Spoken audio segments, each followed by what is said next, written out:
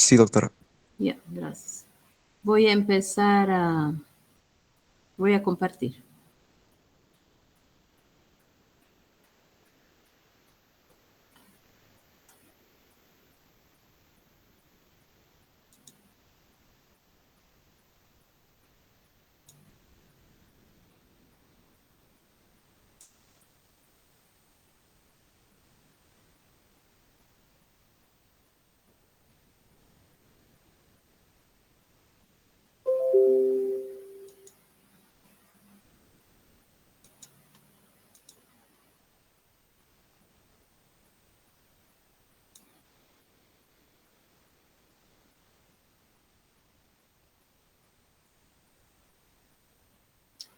Bueno, continuando con la clase de ayer que estábamos hablando de la hemorragia por varices esofágicas, que es una complicación seria en paciente con cirrosis, porque las varices sangran de forma muy importante y puede llevar a shock hipovolémico.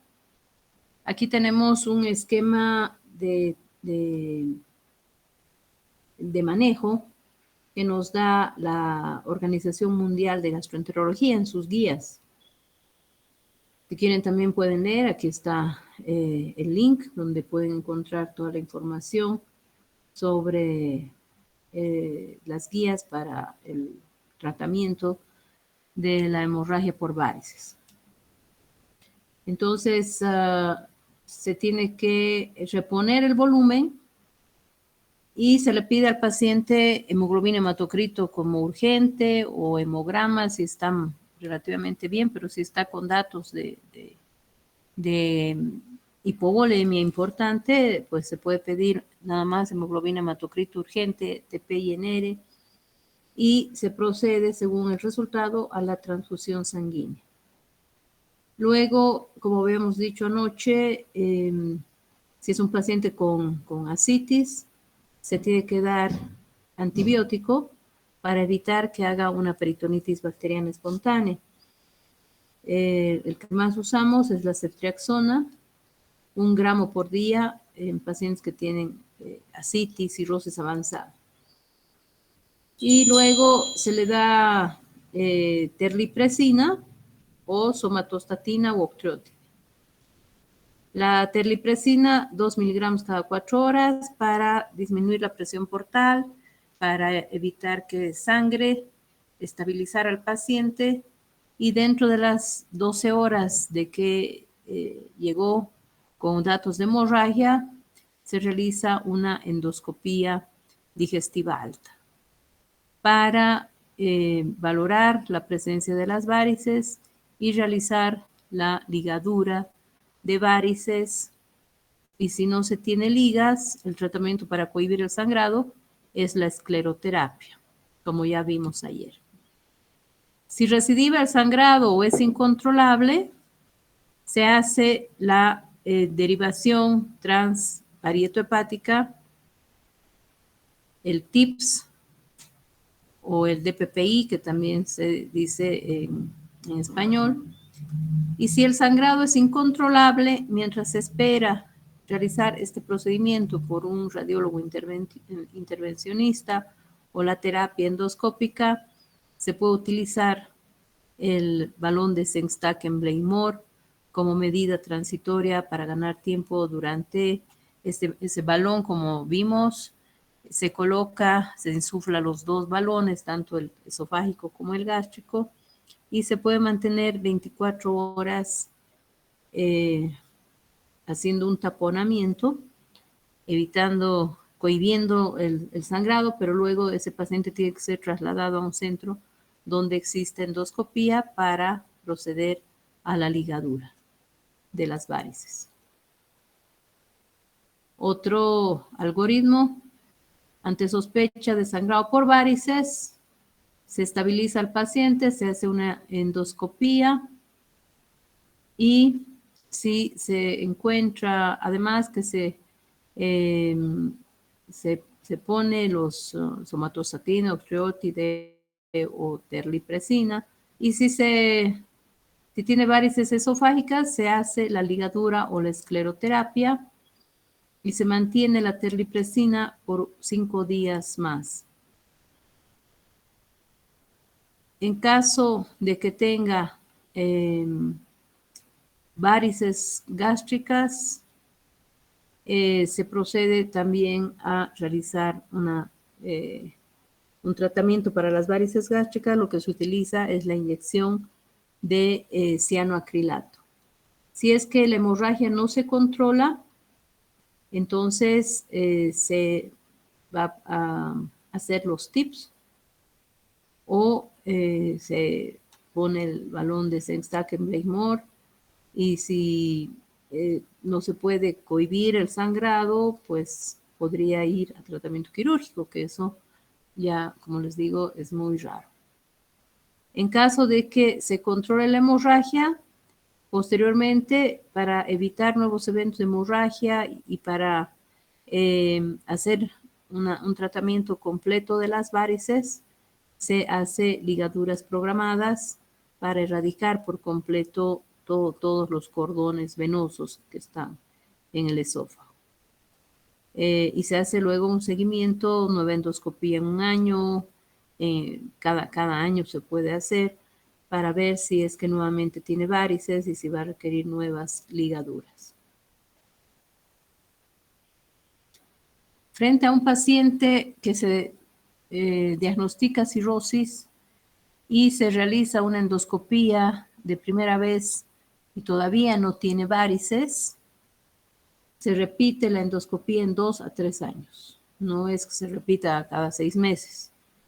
Se puede esperar 2 a 3 años hasta que haya formación de nuevas varices, ¿no? Y si son varices pequeñas, sin sangrado, se puede repetir la endoscopía en 1 a 2 años. Si son varices medianas, grandes en la primera endoscopía que se haga, pero no tienen hemorragia, entonces se tiene que dar un tratamiento para evitar el primer evento de hemorragia. Y en este caso se puede utilizar beta bloqueantes como el propranolol, ladolol o carvedilol, o hacer ligadura de varices esofágicas. Si es que tiene varices grado 2 o grado 3, se indica la ligadura de varices. Sobre todo si es que no están tolerando los beta bloqueantes, se tiene que prevenir la hemorragia mediante la ligadura. Si está con sangrado activo, se da el medicamento vasoactivo y se realiza la ligadura mediante endoscopía. Si persiste la hemorragia o recurre, se puede hacer nueva ligadura y luego el paciente tiene que continuar una vez que se erradiquen las varices, darle el propanolol o el carvedilol de forma constante.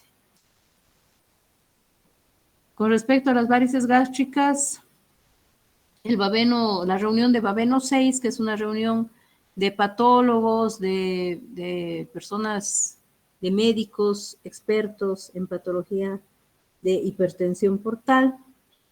En esta reunión Babeno 6 se indica que la inyección de cianoacrilato en las varices gástricas es más efectivo que el uso de beta bloqueante para prevenir la primera hemorragia de varices esófago-gástricas tipo 2 o varices gástricas tipo 1. Entonces hay que aplicar cianoacrilato. Con respecto a la peritonitis bacteriana espontánea, esta se presenta en pacientes con cirrosis avanzada, con insuficiencia hepática, Child-Pugh B, casi C o en el Child-Pugh C. Y la peritonitis bacteriana espontánea es la infección de líquido de ascitis en ausencia de focos infecciosos intraabdominales. Los gérmenes que colonizan ese líquido de ascitis pasan del intestino a través de la barrera intestinal hacia el líquido de ascitis, ¿no? Hay una translocación bacteriana y una migración transmural de las bacterias intestinales hacia el líquido de ascitis y que lo infecta. Luego puede también haber infección del líquido de ascitis por vía hematógena o linfática y también infecciones que a distancia por estas vías hematógena linfática pueden llegar al líquido de ascitis cuando tienen neumonías, infecciones en piel, vías urinarias.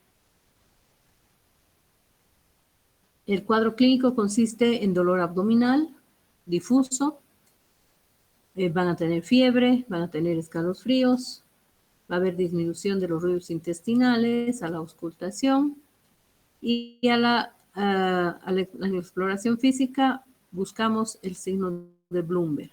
Positivo, pues nos hace pensar en peritonitis. Y en paciente con cirrosis y ascitis, se trataría de una peritonitis bacteriana espontánea. Y en el hemograma va a haber leucocitosis. El diagnóstico por el cuadro clínico que hemos mencionado en paciente con cirrosis y ascitis, ¿no? Entonces es primordial para pensar en peritonitis bacteriana que exista ascitis. En estos casos puede empeorar la función del hígado, el perfil hepático va a empeorar, va a subir la bilirrubina, puede haber un daño a nivel renal o manifestarse el síndrome hepatorrenal.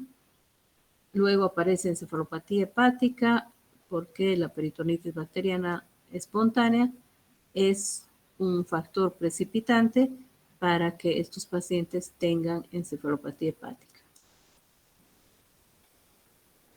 Para confirmar el diagnóstico de peritonitis bacteriana espontánea se hace una paracentesis diagnóstica, se hace una punción a nivel de fosa ilíaca izquierda, previa sepsia, antisepsia, y se saca muestra de líquido de ascitis para citoquímico, cultivo, y en el citoquímico vamos a ver de qué se trata de un trasudado, y para confirmar la peritonitis o decir que ese paciente tiene peritonitis bacteriana espontánea, tenemos que fijarnos la celularidad que nos manifiestan en el citoquímico.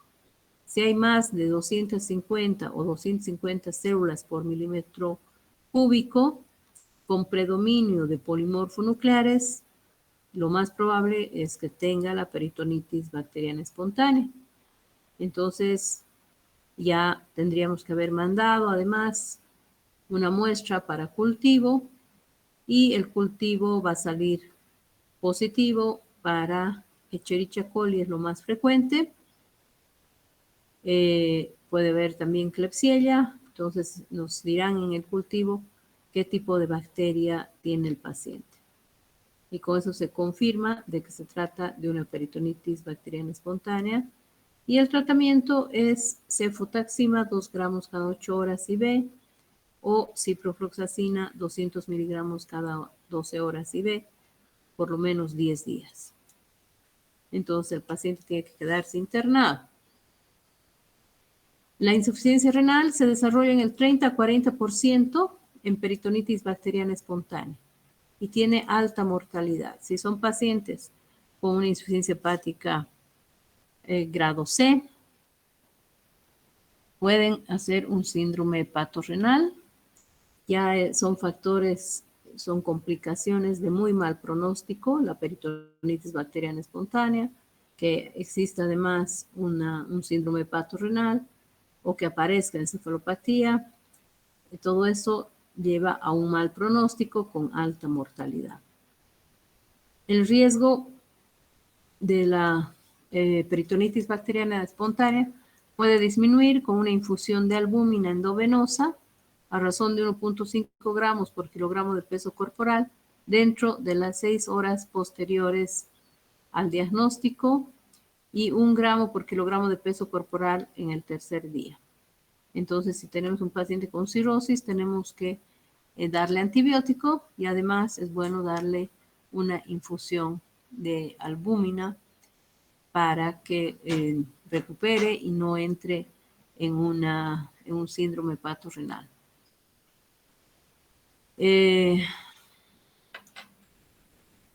Y para evitar nuevos eventos de peritonitis bacteriana espontánea, se le da norfloxacina.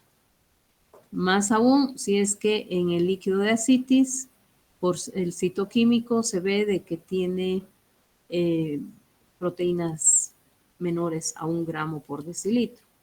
Eso significa que hay más riesgo de que pueda ser nueva infección. Entonces, como profilaxis se le da la norfloxacina, 400 miligramos día, y de forma constante, mientras el paciente tenga ascitis, se le da eso para que no vuelva a tener otro proceso infeccioso.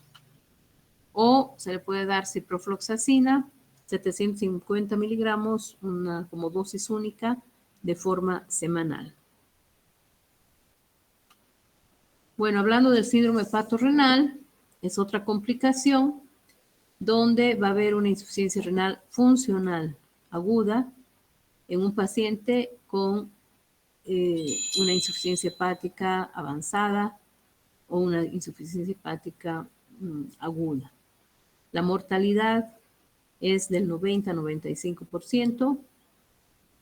¿Y por qué se presenta? Porque hay una reducción marcada del flujo sanguíneo renal y la filtración glomerular. Esto por vasoconstricción arterial y arteriolar con baja depresión de perfusión.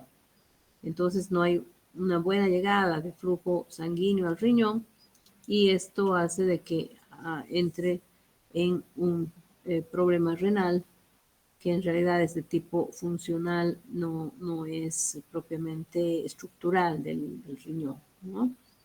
Entonces, hay 2 tipos de síndrome hepatorrenal, el tipo 1 y el tipo 2. El tipo 1 es más grave, tiene una progresión más rápida, sube más rápidamente la creatinemia y tiene un peor pronóstico con supervivencia media de 2 semanas.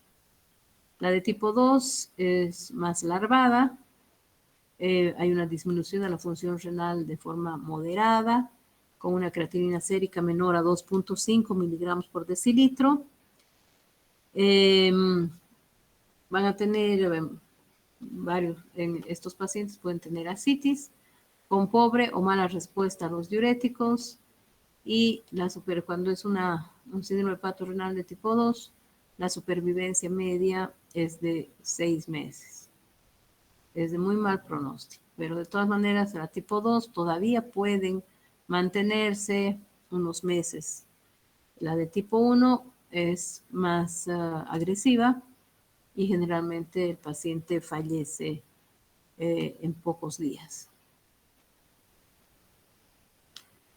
Este síndrome hepatorrenal aparece de forma espontánea o luego del uso indiscriminado de diuréticos, luego o durante un evento de peritonitis bacteriana espontánea o alguna otra infección en el paciente con cirrosis avanzada, cuando se hace una paracentesis excesiva y no se hace reposición con albúmina, en caso de hemorragia digestiva alta o cirugía mayor en paciente con cirrosis o hepatitis aguda sobrepuesta, o pacientes que tienen una falla hepática aguda sobre la falla hepática crónica del paciente cirrótico.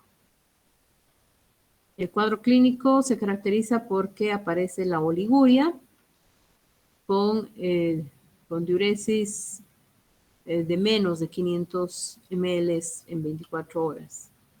Luego, estos pacientes tienen hipotensión.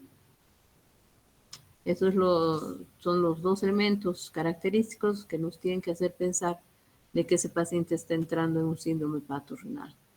Existen criterios mayores y criterios menores para el diagnóstico. Entre los criterios mayores están que el paciente tenga una hepatopatía crónica avanzada, severa, y sobre esta hepatitis o sobre esta cirrosis puede adquirir alguna otra patología hepática que haga que entre en una falla hepática aguda sobre crónica. La creatinina sérica mayor a 1.5 miligramos por decilitro, aclaramiento de creatinina en 24 horas menos de 40 ml por minuto, descartar otras causas de insuficiencia renal como el shock hipovolémico, pérdida de líquido importante o fármacos nefrotóxicos. Y como no va a haber una alteración de la misma anatomía del riñón, por ecografía va a haber ausencia de datos de enfermedad renal crónica, no va a haber una uropatía obstructiva tampoco, se va a ver el riñón en realidad normal, pero sí va a haber alteración en la función. No mejoría de la función renal a pesar de la expansión del volumen plasmático y en estos casos se retira todo tipo de diuréticos. Y se puede encontrar proteinuria menor a 500 miligramos por decilitro. Entre los criterios menores están la diuresis menor a 500 ml por día, sodio urinario menor a 10 miliequivalentes por litro, osmolaridad urinaria mayor a osmolaridad plasmática, hematías en orina menos de 50 por campo y sodio plasmático menos de 130 miliequivalentes por litro. El tratamiento no hay un tratamiento específico para el síndrome hepatorrenal. Se trata de hacer una reexpansión del volumen circulatorio efectivo con sangre, plasma, dar albúmina puede ayudar. Hay protocolos en síndrome hepatorrenal con el uso de albúmina y también se dan vasodilatadores como la dopamina en dosis bajas o se da también la noradrenalina. Bueno, cuando tenemos un paciente con síndrome hepatorrenal, solicitamos valoración por un nefrólogo y el nefrólogo es el que pone todos estos medicamentos. La terlipresina también ayuda en el síndrome hepatorrenal. Se puede dar 1 miligramo IV cada 4 horas y sí ayuda bastante para controlar. Tiene buenos resultados, sobre todo en el síndrome hepatorrenal tipo 2. Hemodiálisis en casos especiales y generalmente esto es previo a realizar un trasplante de hígado. Y por último, el trasplante de hígado. ¿Tienen alguna pregunta?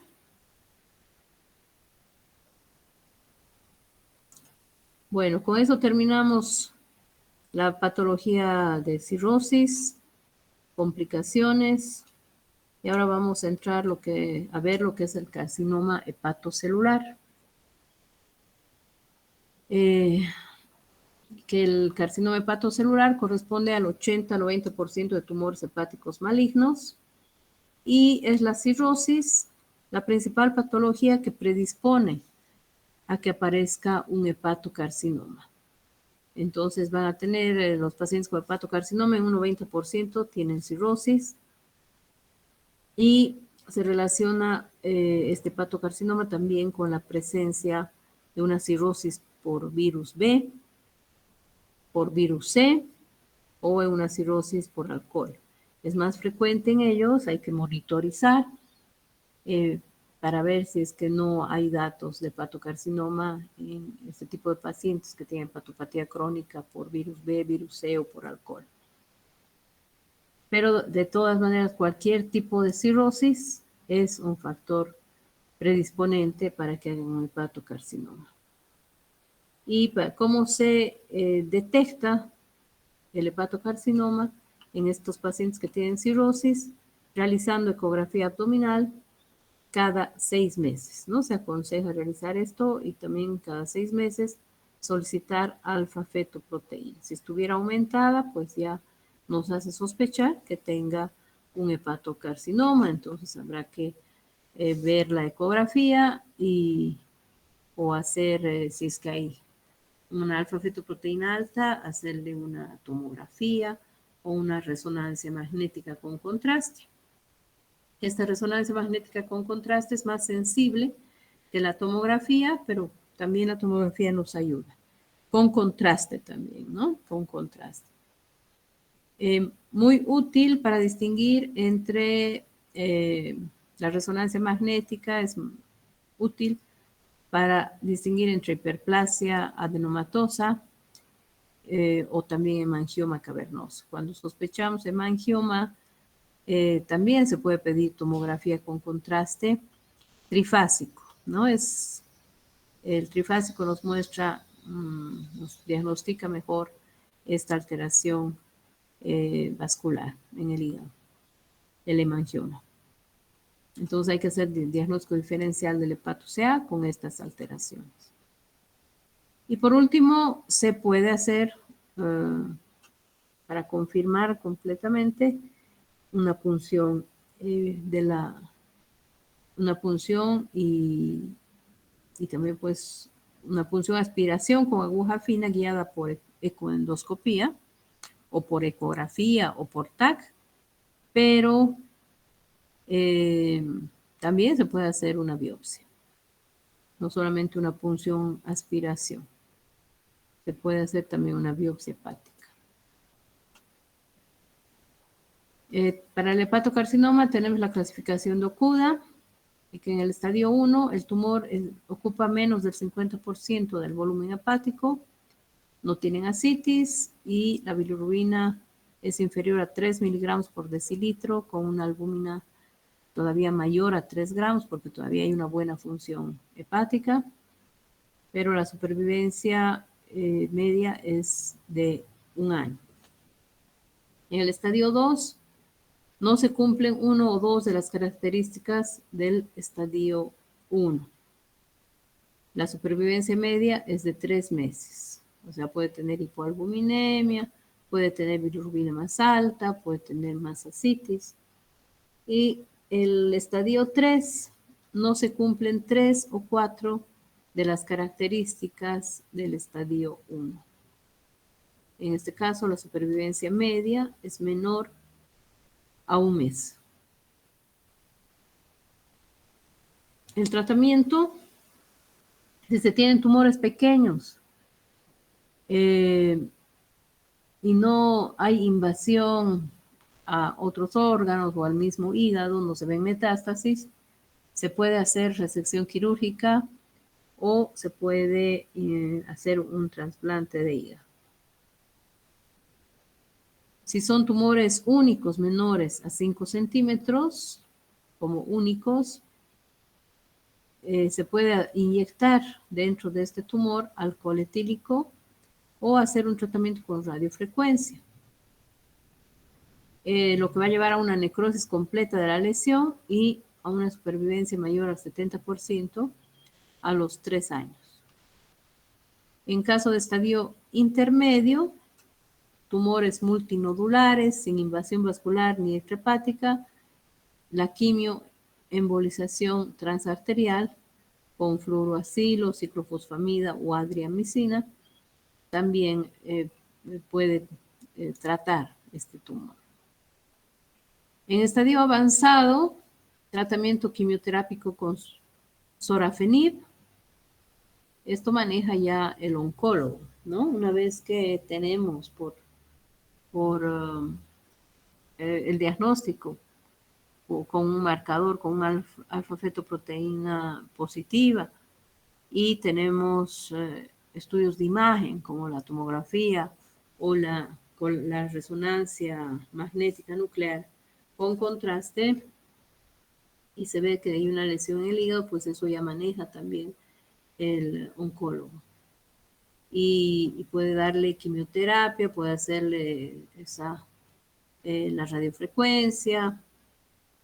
Y en estadio terminal, un tumor extenso con función hepática muy deteriorada, la supervivencia es menor a 3 meses. Entonces, en estos casos, nada más tramadol, medicamentos que calmen el dolor y tratamiento sintomático. Bueno, continuando con los cánceres, esto hemos visto ya de inicio cuando hablábamos de ictericia. Sin embargo, podemos repetir para los que no hubieran asistido en la primera clase. El carcinoma de conductos biliares es más común en varones mayores a 50 años, es de tipo adenocarcinoma, infiltrante o nodular, y los síntomas son de una ictericia obstructiva, con ictericia, coluria, acolia, y como es algo maligno, van a tener pérdida de peso y si hay colestasis, prurito, con dolor en hipocondrio derecho, astenia, dinamia, falta de apetito, adelgazamiento, y se denomina tumor de Klatskin cuando este proceso neoplásico se encuentra a nivel de la confluencia, o sea, a nivel del hepático común, y que puede comprometer ambos hepáticos, ¿no? Derecho e izquierdo. Existen 3 subtipos del tumor de Klatskin: esclerosante, papilar y nodular. Las vías de diseminación: invasión transmural al tejido periductal y estructuras adyacentes, extensión longitudinal a lo largo de conductos biliares en la submucosa y metástasis. Y esto también ya vimos, la clasificación de Bismuth-Corlett, para determinar o expresar dónde se encuentra el tumor, si por tomografía, por resonancia magnética. Se ha visto que el tumor está por debajo de la confluencia de los conductos hepático derecho e izquierdo, se habla de un Bismuth-Corlett tipo 1. Si compromete la confluencia, tipo 2. Si compromete la confluencia y el hepático derecho, es 3A. Si compromete el hepático izquierdo, es 3B. Y si compromete toda la confluencia de los hepáticos y compromete ambos hepáticos, derecho e izquierdo, se habla de Bismuth-Corlett tipo 4.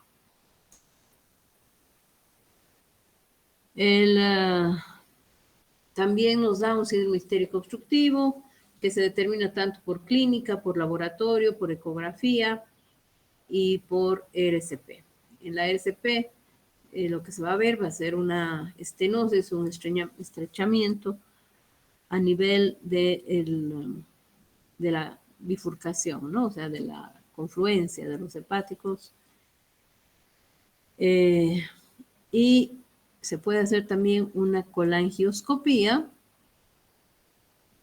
que es un instrumento que se denomina Spyglass, con el que se puede ingresar a la vía biliar, ver por dentro la vía biliar, ubicar esa lesión tumoral que generalmente está infiltrando hacia la luz, ¿no?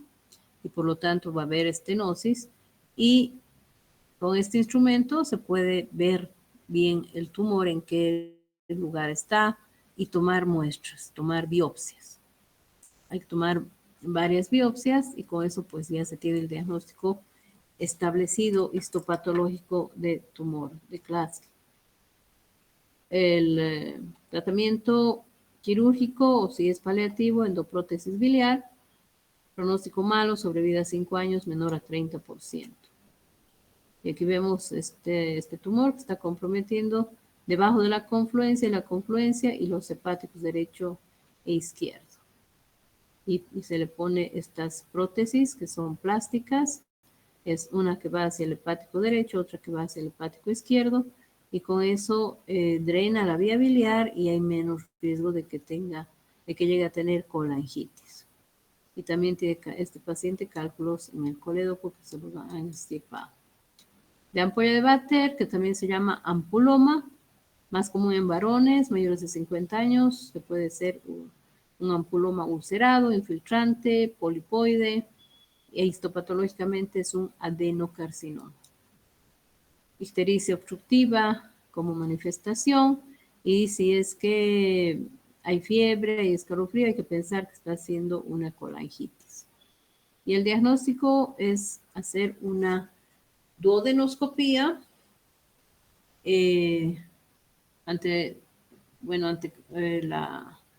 si tiene una ictericia obstructiva, está indicado hacerle la CEPRE. Y la CEPRE se hace con un duodenoscopio. Entonces se ingresa con el duodenoscopio y el endoscopista se encuentra con este tumor a nivel de la ampolla de Batter. Y ve muy poca salida de bilis, probablemente. Entonces procede a tomar biopsias y una vez que se confirma de que tiene un tumor, un tipo adenocarcinoma a nivel de la ampolla, se procede en segunda instancia, se puede hacer otra endoscopía para hacer directamente una ampulectomía si es que utilizando ecoendoscopio vemos de que nada más está ocupando la mucosa y la submucosa. Con el ecoendoscopio se ve claramente qué capas de la pared está comprometiendo el ampuloma. Y si es temprano, si es superficial, entonces se puede hacer una ampulectomía endoscópica. Una ampulectomía endoscópica, pero si el tumor ya está más profundo, tendría que hacerse un tratamiento quirúrgico, que es la cirugía de Whipple. La sobrevida es de 6 meses a 2 años. Y esto sí, es nuevo, no hemos avanzado todavía. El cáncer de vesícula biliar ocupa el 5º o 6º lugar de neoplasias del aparato digestivo, también es un adenocarcinoma. Todos los cánceres, pues, generalmente aparecen después de los 50 años. Sin embargo, actualmente vemos personas muy jóvenes, incluso de 30 y tantos años, 40 y tantos años, que ya tienen algún tipo de cáncer. Entonces, no hay que estudiar si es que viene con pérdida de peso, y en estos casos, si viene con ictericia, pues se tiene que estudiar para ver, hacer el diagnóstico histopatológico certero, ¿no? El cáncer de vesícula biliar es 5 veces más frecuente en las mujeres porque también la colelitiasis es más frecuente en las mujeres. Y se ha visto que en aquellos que tienen cáncer de vesícula, un 90% tienen colelitiasis. Entonces está muy relacionado el cáncer de la vesícula con la presencia de cálculos en el interior de la vesícula. Aquí vemos la radiografía simple de abdomen, donde se ve la imagen de la vesícula con pared calcificada. Esto es una vesícula escleroatrófica que ya no tiene función y que más bien tiene riesgo de que aquí aparezca un cáncer.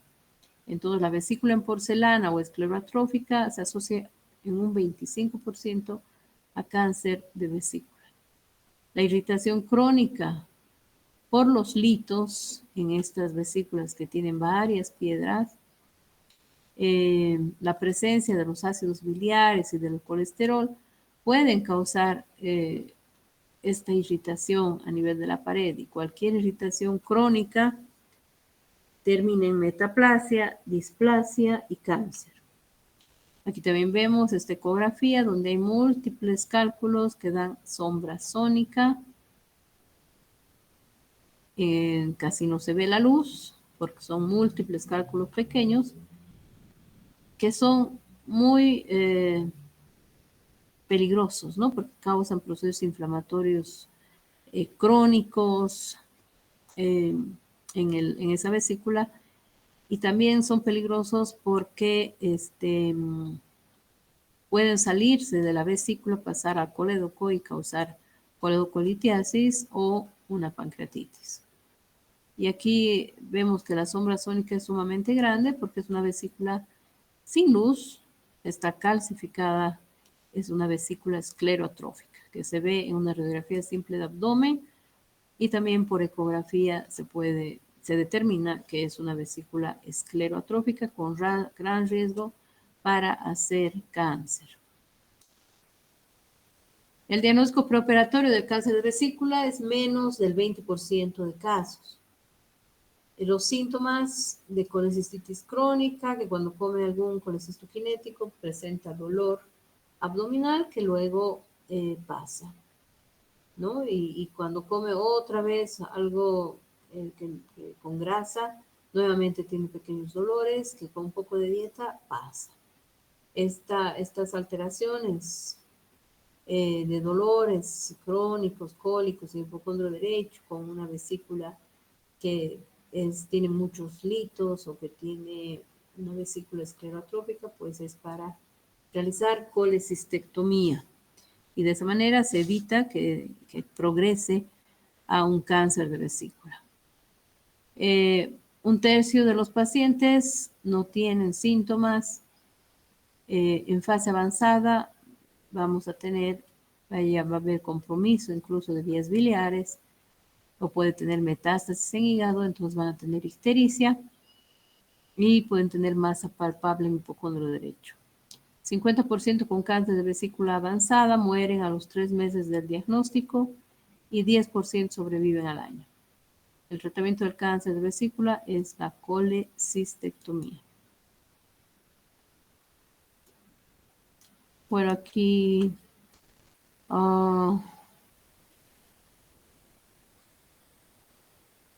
avanzaremos sobre insuficiencia hepática fulminante más. Todavía hay tiempo, a pesar que ha ido bien lento, pero hay tiempo.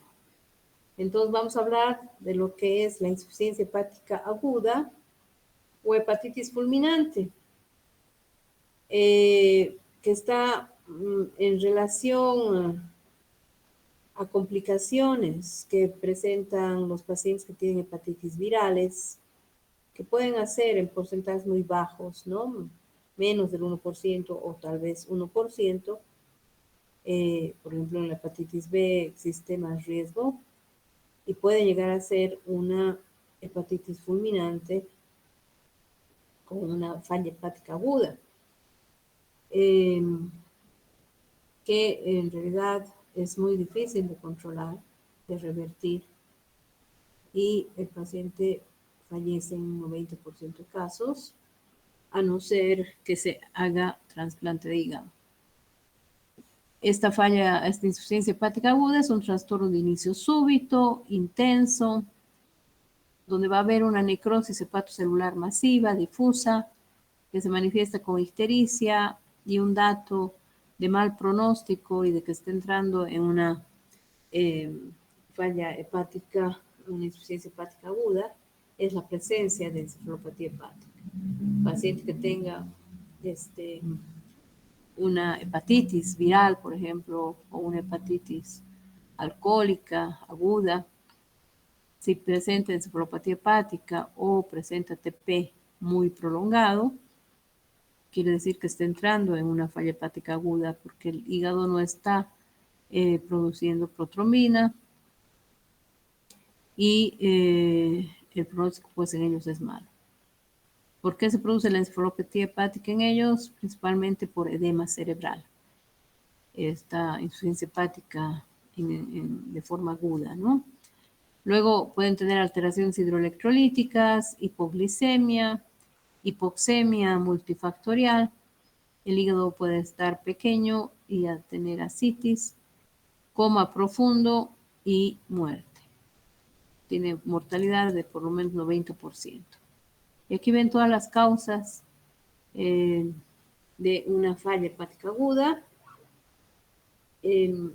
Hepatitis virales, hepatitis no precisamente por el virus B o por virus C o por el virus A, D, E, sino por otros virus. Aquí pueden ver el herpes simple, Epstein-Barr, citomegalovirus, herpes virus, la influenza de tipo B, medicamentos, hemos hablado del DILI, que es la falla, el daño hepático por medicamentos, pueden llegar a tener también una insuficiencia hepática aguda por hipersensibilidad o por reacción idiosincrática. El paracetamol, si no se controla dando N-acetilcisteína, también puede terminar en una falla hepática aguda y muerte.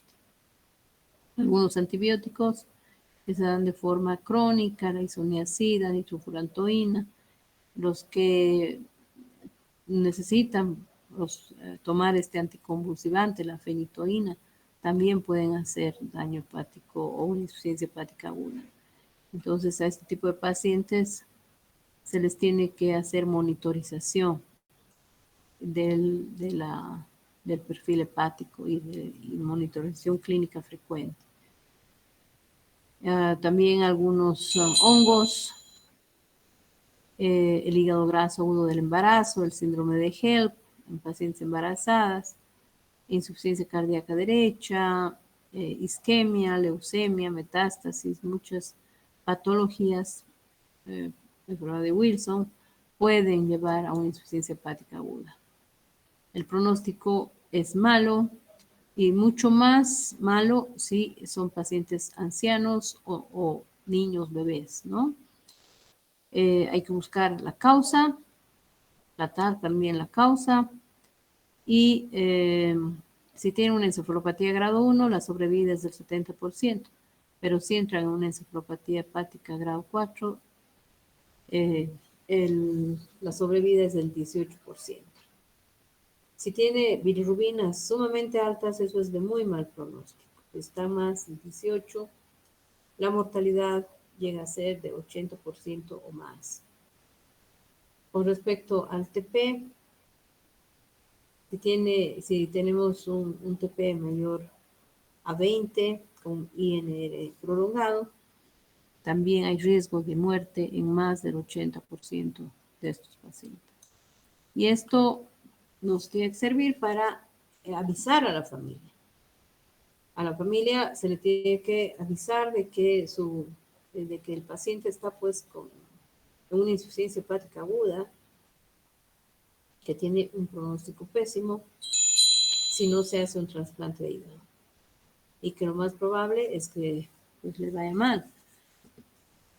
Y eso hay que mencionar a la familia que puede no salir de este problema y más bien puede fallecer. Entonces, el tratamiento se hace en unidad de terapia intensiva. Hay que tratar de diagnosticar pronto y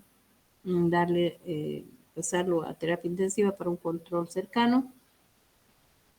Y si hay trasplante hepático en el país donde estuvieran trabajando, este tipo de pacientes ya se informa al departamento de trasplante hepático que probablemente requiera y ya le empiezan a hacer estudios para ver si hay compatibilidad y proceder al trasplante en 24, 48 horas.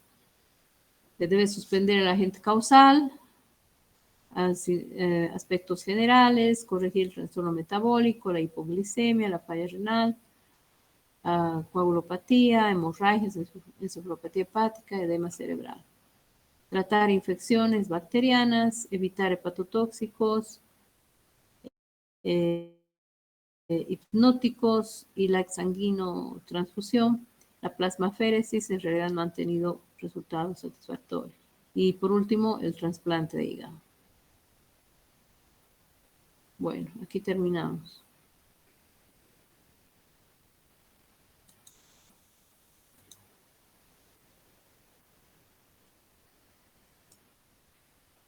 ¿Tienen alguna pregunta?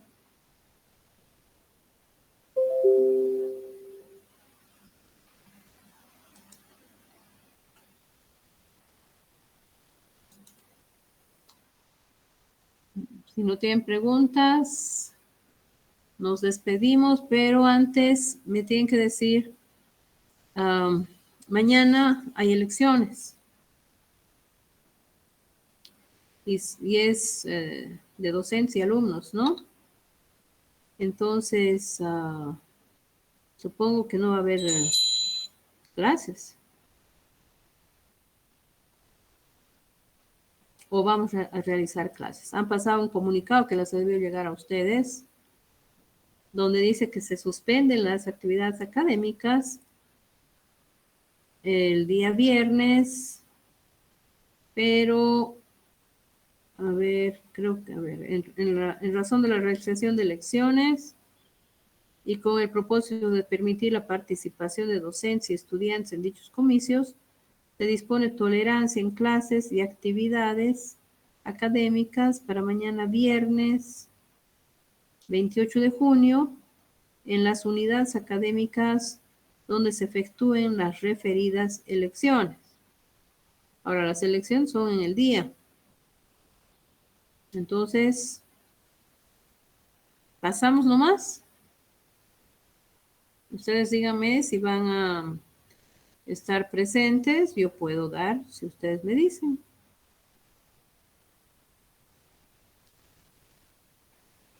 Podemos conectarnos. Sí, doctora, podríamos pasar. Ya. Entonces mañana pasamos normal en la noche. Vamos a dar el tema de pancreatitis aguda. ¿Ya? Mañana nos vemos, chicos. Que les vaya bien. Buenas noches.